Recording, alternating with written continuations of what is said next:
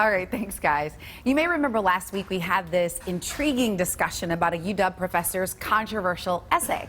Well, it's called Why Women Don't Code. And Dr. Stuart Regis, he poked the bear, if you will, by saying that gender differences play a role and why more women aren't in technology.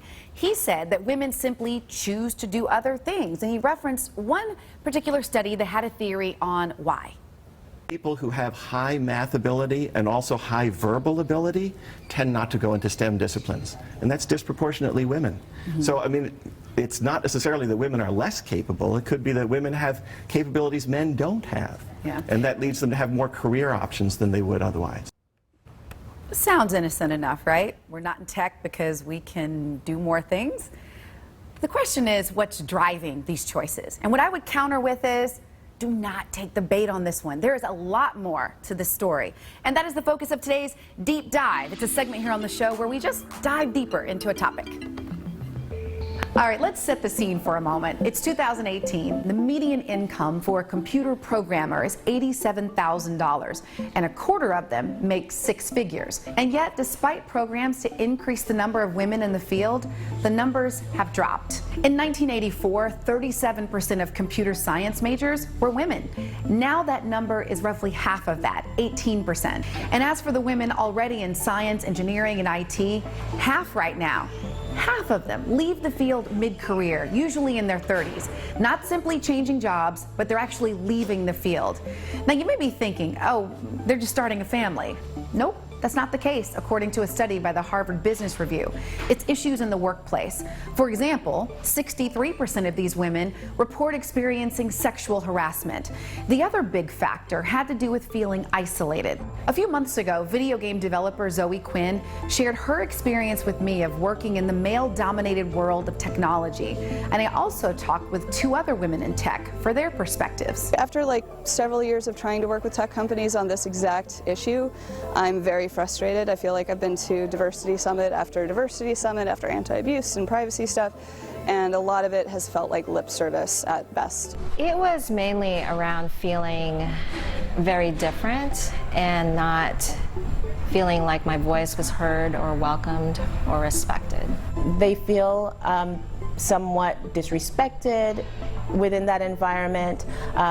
They don't have many role models within that environment. And this is what happens to adult women in technology. Now that explains why some are leaving the profession, right? But what about our girls, the ones that never even give it a shot? According to one significant study, when girls are in elementary school, 31% say they're good in math. By middle school, that number drops to 18%. Now, did their brains just suddenly change in a way that made them less capable? I don't think so. But you know as well as I do that our kids, regardless of gender, are inundated with these subtle messages that are with them from the time they emerge from the womb. Take our producer's recent shopping trip to the store for a baby gift. Look at the pink onesies. They focus on being cute.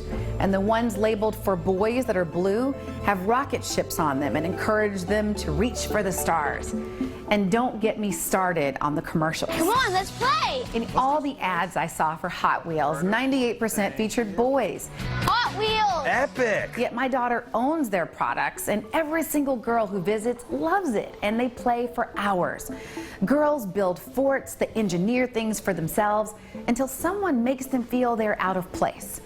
To the girl watching, or even to women, if you've ever said to yourself, I'm not good at math, or I'm not good at science, whatever it is, I'd love for you to at least consider, where did that message come from? Are your choices being driven by someone else's subtle expectation?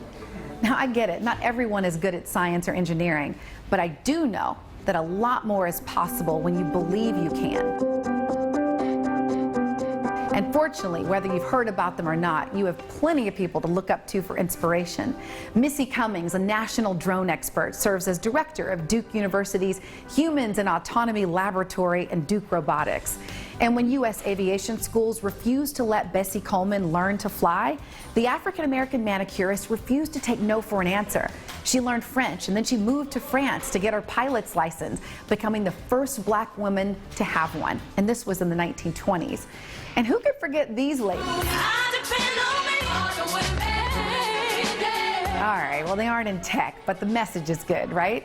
These are the ladies I was talking about. You have identification number? NASA, sir. NASA?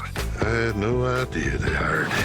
There are quite a few women working in the space program. These women are not exceptions. They are examples of what's possible when opportunity meets a girl devoid of messages that in some way she is inferior or weird. With thousands of high-paying jobs in tech going unfilled and girls and women able and willing, this is not the time to be throwing up our hands unless it is to make a choice that is truly our own.